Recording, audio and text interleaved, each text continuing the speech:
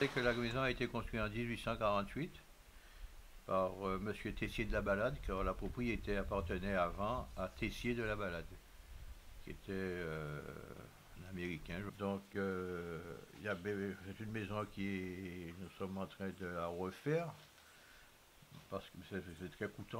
C'est pour ça qu'elle est un petit peu dans cet état. Enfin, c'est une propriété donc on ne paye pas l'eau, comme vous devez tous le savoir, parce que c'est une source que nous avons à l'Ermitage, la source Marthe. Pourquoi la source Marthe? Parce que ma tante, qui s'appelait Marthe, a découvert cette source un jour en se promenant. Et d'où on a fait des canalisations, on a fait un canal, et on a capté cette eau, et c'était depuis que je suis né, c'est toujours cette eau que nous buvons. Cette eau a été analysée par l'Institut Pasteur. Ils sont restés une semaine au départ jusqu'à Parga. Et alors tu vois, comme on peut le voir, les pierres, il n'y a pas de ciment là-dedans du tout. C'est vraiment de la chaux, c'est vraiment du gros sirop, c'est du gros sirop de batterie, du caca bœuf, enfin, c'est comme ça que tout était fait avant. Et tout est fait à l'identique ici, là, même la trappe, elle est identique. On n'a jamais changé la trappe, je l'ai toujours connue comme ça, et quand vous mettez, c'est un morceau de bois simplement avec de l'aluminium, et 10 mètres. Là, donc, sur les bassins, ils ont un petit trop plein.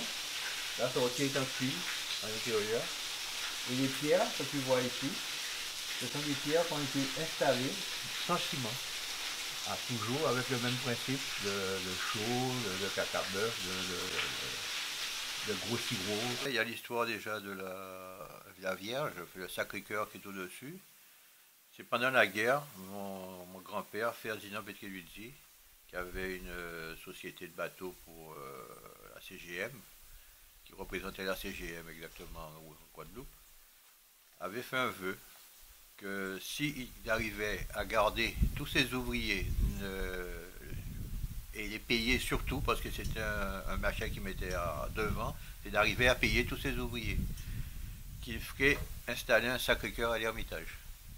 Et la guerre s'est terminée, il n'a licencié personne, il a pu payer tous ses ouvriers il les a gardés tous, et il a fait venir un Sacré-Cœur qu'on a installé. Alors, le Sacré-Cœur est en 3 parties, parce que c'est un Sacré-Cœur qui doit peser au moins 20 tonnes.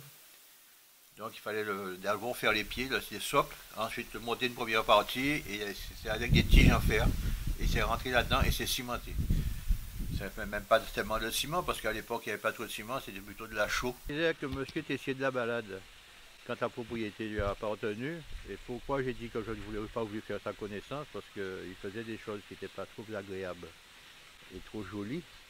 C'est que tous ces esclaves, quand ils voulaient les punir pour avoir parfois volé 2 cacao ou 2 trucs de café, de 2 kilos de café, ils les mettaient dans des fûts avec des clous à l'intérieur et ils les lâchaient depuis ici. Et ça descendait jusqu'en bas. D'où est venu après le nom de Panga, qui veut dire prends garde.